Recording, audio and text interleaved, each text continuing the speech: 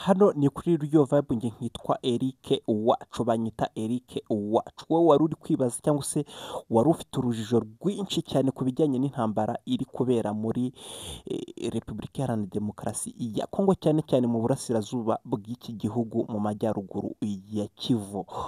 Ese byifashe bite? Update ku bijyanye n'iyi ntambara bimeze bite? Hano ni kuri Real Vibe, ugiye kubikurikirana neza. Mbere ya byose reka ubanze wumve kano kantu. Sake yetu wanaikamata, sake yetu kabisa iko saa. Basi Mungu na maombi tumesake yetu kabisa ishakuwa tombe deja.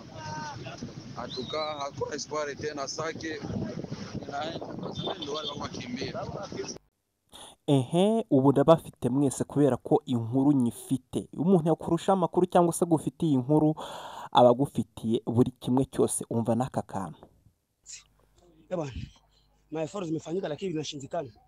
Hivi deja adui iko na progress. Anafika deja. Hapana, anafika deja Muronto. Hano ni kuri Real Vibe, nongere mbisubiremo ko iyo ukoze subscribe hano inkuru zacu zose zikugereraho ku gihe. Uwa mbere yagiraga ati ewana sake yacu ubayifashe. Uwo ni umuturage yongera kuvuga ati isha kuwa tombe cyangwa se yafashwe n'izihe? Yafashwe n'uruhe ruhande? Yafashwe n'umutwe wa M23 cyangwa se M23. Bivugwa ko umujyi wa Sake warangije gufatwa n'umutwe wa M23. Uyu muntu yongeye kuvuga ati, cyangwa se umuturage yongeye kuduha inkuru agira ati naho amasengesho naho ubundi Sake yo isha kuwa tombe cyangwa se yarangije gufatwa. Naho uwa kabiri we aje avuga ati ingufu zashyizwemo, imbaraga zose zashyizwemo, ariko byakomeje kwanga, bari guprogressinga dore ubu ngubu bageze muri rompuwe ivugwa ni rompuwe kubazi. Rompuwe ivugwa hano ni rompuwe yo mu mujyi wa Sake. Kuba hazi neza murahita muhabona ko rompuwe nayo yarangije kuba yafatwa. Ibi bibaye byose nyuma yuko M23 ifashe aho bita Minova. Niwumva Minova wumve ko ari ikiraro gihuza amajyaruguru ya Kivu, cyangwa se ni ikiraro gishobora kuba cyahuza Bukavu ndetse n'umujyi wa Goma.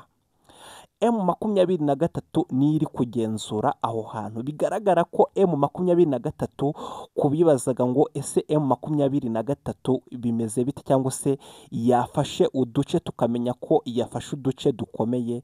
Biragaragara ko M23 isaha iyo ari yo yose yaba yafata umujyi wa Goma, kubera ko uduce twose dushobora gutuma haza cyangwa se umusada cyangwa se uwabasha guhunga umujyi wa Goma yawuvamo cyangwa akawinjiramo twarangije gufatwa, kubera ko inzira yonyine isigaye no guhungira mu Rwanda cyangwa se bakambuka iy'amazi. Mu mazi ho urumva ko bitaba biborohe cyangwa se byaba ari ibindi.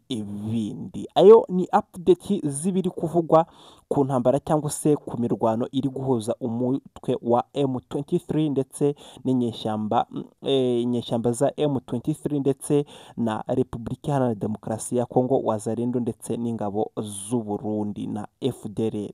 Hano ni kuri Real Vibe, ndagushishikariza gukomeza gukora subscribe kugira ngo inkuru zacu zose zitazajya zigucika. Njye nitwa Eric Wacu nk'ibisanzwe.